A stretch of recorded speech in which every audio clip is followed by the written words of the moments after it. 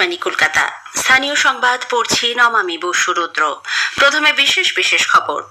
পশ্চিমবঙ্গে 2000-এর বেশি বুথে 100% এনিউমারেশন ফর্ম জমা পড়ায় নির্বাচন কমিশন সংশ্লিষ্ট জেলার আধিকারিকদের থেকে বিস্তারিত রিপোর্ট তলব করেছে। এসআইআর এ রাজ্যে অবৈধভাবে নাম নথিভুক্ত করা হয়েছে বলে বিজেপির অভিযোগ। রাজ্যের মুখ্য নির্বাচনী আধিকারিকের দপ্তরের বাইরে বিরোধী দলনেতা শুভেন্দু অধিকারী সহ বিজেপির প্রতিনিধি দল এবং বিএলও অধিকার রক্ষা কমিটির সদস্যদের মধ্যে বাদানুবাদের জেরে তীব্র উত্তেজনা।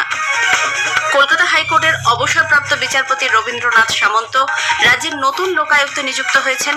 তিনি অসীম রায়ের স্থলাভিষিক্ত হলেন। 26,000 চাকরি বাতিলের নির্দেশ পুনর্বিবেচনা এবং নতুন নিয়োগ প্রক্রিয়ায় স্থগিতাদেশের আবেদন সুপ্রিম কোর্ট আজ ফের খারিজ করে দিয়েছে। এদিকে 2016 সালে এসএসসি পরীক্ষায় শিক্ষক ও শিক্ষাকর্মী মিলিয়ে মোট 7,293 জন অযোগ্য প্রার্থীর পূর্ণাঙ্গ তালিকা প্রকাশের নির্দেশ দিয়েছে কলকাতা হাইকোর্ট। বাংলা মহিলাদের অনূর্ধ্ব 23 টি-20 ক্রিকেটের এলিট গ্রুপের কোয়ার্টার ফাইনালে উঠেছে। আসছি বিস্তারিত খবরে। রাজ্যে 2000-এর বেশি বুথে 100% এনিউমারেশন ফর্ম জমা পড়ায় নির্বাচন কমিশন সংশ্লিষ্ট জেলার আধিকারিকদের থেকে বিস্তারিত রিপোর্ট তলব করেছে। কমিশন সূত্রে জানা গেছে, রাজ্যের মোট 2208টি বুথে একটিও আনকালেক্টেবল এনিউমারেশন ফর্ম পাওয়া যায়নি। এই সব বুথের এনিউমারেশন ফর্ম সম্পর্কিত রিপোর্ট আগামীকাল সকাল 10টার মধ্যে জমা দিতে হবে। ওই রিপোর্টে সংশ্লিষ্ট বুথগুলির ইলেকটোরাল রেজিস্ট্রেশন অফিসার ইআরওর সই থাকা বাধ্যতামূলক। ডিস্ট্রিক্ট ইলেকশন অফিসার ডিইওরা সেই রিপোর্ট কাউন্টার সিগনেচার করে জমা দেবেন। এদিকে এনিউমারেশন ফর্মের ভুল তথ্য সংশোধনের সুযোগ দেবে নির্বাচন কমিশন। বুথ স্তরের আধিকারিক বিএলও এবং ইলেকটোরাল রেজিস্ট্রেশন অফিসার ইআরওদের ওই সুযোগ দেওয়া হবে। কমিশন সূত্রের খবর, ভোটারদের তথ্য নথিভুক্ত করার ক্ষেত্রে কোনো ভুল হয়ে থাকলে এবার তা সংশোধন করা যাবে। আজই এই মর্মে বিজ্ঞপ্তি জারি করেছে কমিশন।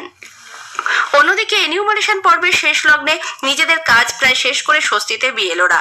যাদবপুর বিধানসভা কেন্দ্রের এক বিএলও আকাশবাণীকে জানালেন, প্রচুর চাপ নিতে হলেও এ তাঁর কাছে এক সম্পূর্ণ নতুন অভিজ্ঞতা। আমি চন্দ্রিমা রায়, 159 পার্টির বিএলও। এসআইআর শুরু হওয়ার পর থেকে আমরা যারা গ্রাউন্ড লেভেলে কাজ করছি তাদের উপর যে চাপ চলেছে, শুরুতেই আমরা কিন্তু সম্পূর্ণ কাজ সম্পর্কে ওয়াকিবহাল ছিলাম না, কিন্তু একটা সময় আমরা সবাই কিন্তু কম বেশি নিজেদের কাজে গতি আনতে পেরেছি। কমিশনের অফিস থেকেও আমাদেরকে এর জন্য সাহায্য করা হয়েছে। পুরো প্রক্রিয়ায় নানান মানুষের হরেক রকম কথা শুনেছি, যান্ত্রিক প্রতিকূলতা সব মিলিয়ে একটা টেনশন ছিল। তবুও এই মুহূর্তে তীরের খুব কাছাকাছি পৌঁছে গেছি, এটাই স্বস্তি। এই সুযোগে অনেক মানুষের সঙ্গে পরিচয় হলো, অনেক পরিবারের প্রায় সদস্য হয়ে গেছি। সম্পূর্ণ বিষয়টি আমার কাছে এক নতুন অভিজ্ঞতা। এসআইআর তালিকায় রাজ্যে অবৈধভাবে নাম নথিভুক্ত করা হয়েছে বলে বিজেপি অভিযোগ করেছে। বিরোধী দলনেতা শুভেন্দু অধিকারীর নেতৃত্বে বিজেপি পরিষদীয় দলের সদস্যরা আজ রাজ্যের মুখ্য নির্বাচনী আধিকারিকের কাছে ডেপুটেশন দিয়ে এই অভিযোগ জানান। পরে সাংবাদিক বৈঠকে বিরোধী দলনেতা বলেন, 26, 27 ও 28 নভেম্বর এই 3 দিনে নথিভুক্ত করা নামের সংখ্যা 5,50,00,000 থেকে আশ্চর্যজনকভাবে 6,75,00,000 পৌঁছেছে। এই 3 দিনে এন্ট্রি করা হয়েছে 1,25,00,000 নাম। এই যে ইআরও এসডিও র্যাঙ্কের নেই, ইমিডিয়েট চেঞ্জ করতে হবে। বাংলাদেশি মুসলমানদের নাম এবং মৃতদের নাম অন্তত কয়েক লক্ষ, হিউজ নাম্বার, এই 5,50,00,000 থেকে 1,75,00,000 এই 125-এ রাখা হয়েছে। এ ব্যাপারে সমাধান চাই। রাজ্যের মুখ্য নির্বাচনী আধিকারিকের দপ্তরের বাইরে বিরোধী দলনেতা শুভেন্দু অধিকারী সহ বিজেপি প্রতিনিধি দল এবং বিএলও অধিকার রক্ষা কমিটির সদস্যদের বাদানুবাদের জেরে আজ তীব্র উত্তেজনা সৃষ্টি হয়। এসআইআর চলাকালীন নানা কারণে মৃত বিএলওদের পরিবারকে ক্ষতিপূরণ, এসআইআর এর সময়সীমা 2 মাস বাড়ানোর মতো দাবিতে কমিটির সদস্যরা আজ সকাল থেকেই মুখ্য নির্বাচনী আধিকারিকের দপ্তরের বাইরে অবস্থান করছিলেন। সে সময় পূর্ব নির্ধারিত কর্মসূচি অনুযায়ী বিরোধী দলনেতার নেতৃত্বে সেখানে যান বিজেপি বিধায়করা। চলতে থাকে স্লোগান পাল্টা স্লোগান, ব্যারিকেড টপকে উঠে বিক্ষোভ দেখাতে থাকেন বিএলওরা। বিজেপি বিধায়করা মুখ্য নির্বাচনী আধিকারিকের সঙ্গে দেখা করে বেরিয়ে আসার সময় আরও উত্তপ্ত হয়ে ওঠে পরিস্থিতি। দুপক্ষকে সামলাতে পুলিশকে হিমশিম খেতে হয়। পরে বিজেপি নেতাদের কর্ডন করে পুলিশ সেখান থেকে বের করে নিয়ে যায়। কেন্দ্রীয় মন্ত্রী দলের প্রাক্তন রাজ্য সভাপতি সুকান্ত মজুমদার আজ নতুন দিল্লিতে সংসদের বাইরে বলেন, রাজ্য সরকার ইচ্ছাকৃতভাবে বিএলওদের প্রাপ্য অর্থ আটকে রেখেছে। এসআইআর এর কাজে তাদের পরোক্ষে হুমকি দেওয়া হচ্ছে বলেও অভিযোগ করেন তিনি। মমতা বন্দ্যোপাধ্যায় তো ধমকি দিয়েছে না, যে ঠিকমতো কাজ না করলে পরে আপনাদেরকে আমরা দেখে নেবো, পরে আপনারা আমাদের আন্ডারেই থাকবেন।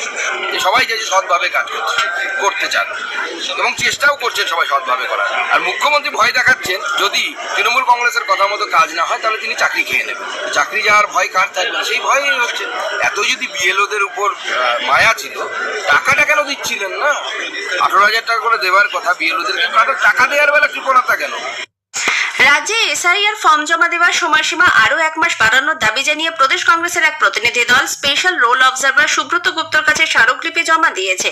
পাশাপাশি এসআইআর এর আবহে মতুয়াদের নিঃশর্ত ভোটাধিকারের দাবি নিয়ে মতুয়া সম্প্রদায়ের প্রতিনিধি দলের পক্ষে আজ পর্যন্ত তাদের দাবি সংক্রান্ত স্মারকলিপি রাজ্যের মুখ্য নির্বাচনী আধিকারিকের কাছে পেশ করা হয়েছে। এর আগে নিঃশর্ত নাগরিকত্ব ভোটাধিকারের দাবিতে আজ মতুয়া সম্প্রদায়ের পক্ষ থেকে সিইও দপ্তর অভিযানের ডাক দেওয়া হয়। কলেজ স্ট্রিট থেকে মিছিল রাজ্যের মুখ্য নির্বাচনী আধিকারিকের দপ্তরের দিকে এগোতে শুরু করলে পুলিশ মিছিল গণেশ অ্যাভিনিউতে আটকে দেয়। তখনই শুরু হয় বিক্ষোভ। আজকের এই অভিযানে অংশ নেন প্রাক্তন কংগ্রেস সাংসদ অধীর রঞ্জন চৌধুরী ও প্রদেশ কংগ্রেসের মুখপাত্র সৌম্য আইচ রায়। তবে এ বিষয়ে কোনো রাজনৈতিক উদ্দেশ্য নেই বলে অধীরবাবু মন্তব্য করেছেন। বিভিন্ন সরকারি প্রকল্পে কাজের অগ্রগতি নিয়ে মুখ্যমন্ত্রী মমতা ব্যানার্জি আগামীকাল বৈঠকে বসছেন। নবান্ন সংলগ্ন সভাঘরে প্রস্তাবিত এই বৈঠকে উপস্থিত থাকার জন্য মুখ্য সচিব মনোজ পান্ত, স্বরাষ্ট্র সচিব নন্দিনী চক্রবর্তী, ডিজি রাজীব কুমার ছাড়াও সব দপ্তরের সচিবকে নির্দেশ দেওয়া হয়েছে। অন্যদিকে আগামীকালের বৈঠকের পরেই মুখ্যমন্ত্রী মুর্শিদাবাদ রওনা হওয়ার কথা। এসআইআর এর বিরোধিতা সহ বেশ কিছু কর্মসূচি নিয়ে আগামীকাল মুর্শিদাবাদ থেকেই শুরু হচ্ছে মুখ্যমন্ত্রীর জেলা সফর। কলকাতা হাইকোর্ট ক্লাব নির্বাচনে বিজেপি জয়লাভ করেছে। 10টি আসনের মধ্যে 7টিতেই জয়ী হয়েছেন ভারতীয় জনতা পার্টি পশ্চিমবঙ্গের সমর্থিত প্রার্থীরা। প্রেসিডেন্ট, ভাইস প্রেসিডেন্ট সহ অন্য 7টি আসন তাদের দখলে গেছে। স্থানীয় সংবাদ শুনছেন আকাশবাণী কলকাতা কেন্দ্র থেকে। রাজ্যের নতুন লোকায়ুক্ত নিযুক্ত হলেন কলকাতা হাইকোর্টের অবসরপ্রাপ্ত বিচারপতি রবীন্দ্রনাথ সামন্ত। তিনি অসীম রায়ে স্থলাভিষিক্ত হলেন। নবান্নে আজ মুখ্যমন্ত্রী মমতা ব্যানার্জির পৌরোহিত্যে আয়োজিত বৈঠকে নতুন লোকায়ুক্তের নাম চূড়ান্ত করা হয়। যদিও পূর্ব ঘোষণা মতো নির্বাচক মণ্ডলীর অন্য সদস্য বিরোধী দলের নেতা শুভেন্দু অধিকারী বৈঠকে যোগ দেননি। উল্লেখ্য, বিচারপতি সামন্ত বর্তমানে রাজ্যের রিয়েল এস্টেট রেগুলেটরি অথরিটি ট্রাইব্যুনালের চেয়ারম্যান। নদিয়া কল্যাণী বিশ্ববিদ্যালয়ে আজ অনুষ্ঠিত হয় 31তম সমাবর্তন উৎসব। এপিজে আব্দুল কালাম অডিটোরিয়ামে রাজ্যপাল তথা আচার্য ডক্টর সিভি আনন্দ বোস বলেন, পরিবর্তনশীল দুনিয়ায় শিক্ষিত তরুণদের ভূমিকা আরো গুরুত্বপূর্ণ হয়ে উঠেছে। 26,000 চাকরি বাতিলের নির্দেশ, পুনর্বিবেচনা এবং নতুন নিয়োগ প্রক্রিয়া স্থগিতাদেশের আবেদন সুপ্রিম কোর্ট ফের একবার খারিজ করে দিয়েছে। প্রধান বিচারপতি সূর্যকান্ত ও বিচারপতি জয়মাল্য বাগচির বেঞ্চ স্পষ্ট জানিয়েছে, চাকরি বাতিলের রায়ে নতুন করে হস্তক্ষেপ করবে না শীর্ষ আদালত। পাশাপাশি এসএসসির যে নতুন নিয়োগ প্রক্রিয়া হচ্ছে তাতে স্থগিতাদেশ দিতেও অস্বীকার করেছে বেঞ্চ। এদিকে স্কুল সার্ভিস কমিশনের 2016 সালের পরীক্ষায় শিক্ষক ও শিক্ষাকর্মী মিলিয়ে মোট 7,293 জন অযোগ্য চিহ্নিত প্রার্থীর সম্পূর্ণ তালিকা প্রকাশের নির্দেশ দিয়েছেন কলকাতা হাইকোর্টের বিচারপতি অমৃতা সিনহা। ওই তালিকায় প্রার্থীর রোল নাম্বার, প্রাপ্ত নম্বর, বাবার নাম ও ঠিকানার উল্লেখ থাকতে হবে। এর আগে 3,512 জন অযোগ্য চিহ্নিত প্রার্থীর তালিকা প্রকাশ করেছিল কমিশন। স্কুল সার্ভিস কমিশন শিক্ষাকর্মী নিয়োগের জন্য আবেদনের সময়সীমা বাড়িয়েছে। গ্রুপ সি ও গ্রুপ ডি পদে 8ই ডিসেম্বর পর্যন্ত অনলাইনে আবেদন জানানো যাবে। এর আগে এই সময়সীমা 3রা ডিসেম্বর পর্যন্ত থাকলেও তা বাড়িয়ে 8 তারিখ করা হয়। বাতাসের উপরিস্তরে পশ্চিমী ঝঞ্ঝার প্রভাব থাকার কারণে আজ আকাশ মেঘলা থাকলেও আগামীকাল থেকে তা পরিষ্কার হয়ে যাবে বলে আবহাওয়া দপ্তরের পূর্বাঞ্চলীয় প্রধান ডক্টর হাবিবুর রহমান বিশ্বাস জানিয়েছেন। আজকে আমাদের রাজ্যের বেশিরভাগ জেলাতেই আংশিক মেঘলা আকাশ এখন, তার জন্য আজকের দিনটাই এটা থাকবে এবং কাল থেকে আবার পরিষ্কার আকাশ হবে। আর এই মেঘলা আকাশের ফলে দু এক জায়গায় ছিটে ফোটা বৃষ্টিও হতে পারে। বাকি মূলত আমাদের তবে কালকে থেকে আবার আমাদের পরিষ্কার হওয়ার সম্ভাবনা রয়েছে। বাংলা মহিলাদের অনূর্ধ্ব 23 টি20 ক্রিকেটের এলিট গ্রুপের কোয়ার্টার ফাইনালে উঠেছে। নাগপুরে আজ বাংলা গ্রুপ লিগে তাদের শেষ ম্যাচে 66 রানে জম্মু কাশ্মীরকে পরাজিত করে। গ্রুপ পর্বে টানা 5টি ম্যাচ জিতে বাংলার মেয়েরা শেষ 8-এ পৌঁছলো। গ্রুপ ডি শীর্ষে থেকে বাংলার নকআউট পর্বে খেলা নিশ্চিত করেছে। তালগাছের ডোঙা নিয়ে সুন্দরবনের নদীখাড়িতে মাছ ধরতে যাওয়া প্রান্তিক মৎস্যজীবীদের ধর্ণা 9ম দিনে পড়ল। গত 21শে নভেম্বর বিশ্ব মৎস্যজীবী দিবসে কুলতলি বিট অফিসের সামনে তৈরি করা ধর্ণা মঞ্চ ভেঙে দেওয়ার অভিযোগে দক্ষিণবঙ্গ মৎস্যজীবী ফোরাম এই কর্মসূচির সূচনা করে। শেষ করার আগে স্থানীয় সংবাদের বিশেষ কিছু অংশ আরো একবার। পশ্চিমবঙ্গের 2000-এর বেশি বুথে 100% এনিউমারেশন ফর্ম জমা পড়ায় নির্বাচন নির্বাচন কমিশন সংশ্লিষ্ট জেলা আধিকারিকদের থেকে বিস্তারিত রিপোর্ট তলব করেছে। এসআইআর এ রাজ্যে অবৈধভাবে নাম নথিভুক্ত করা হয়েছে বলে বিজেপির অভিযোগ। কলকাতা হাইকোর্টের অবসরপ্রাপ্ত বিচারপতি রবীন্দ্রনাথ সামন্ত রাজ্যের নতুন লোকায়ুক্ত নিযুক্ত হয়েছেন। স্থানীয় সংবাদ শেষ হলো, এরপর খেলার খবর 8টা বেজে 10 মিনিটে।